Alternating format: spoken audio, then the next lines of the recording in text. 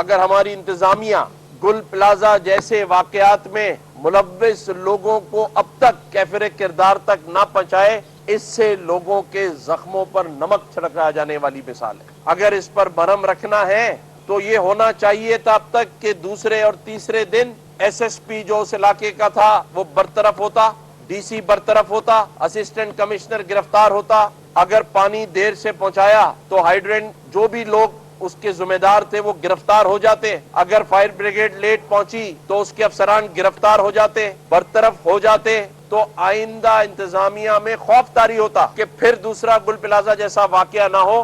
اگر ہوگا تو 24 گھنٹے کے اندر اندر گرفتاری ہوگی۔ ہم تو 12 دن گزرنے کے بعد قانونی نقطوں کو دیکھتے ہوئے جوڈیشل کمیشن کی طرف جا رہے ہیں، یہ سوچے سمجھے بغیر کہ یہ جو لواحقین ہیں ان کے زخم ہرے ہیں، ان کی بددعاؤں سے ڈریں۔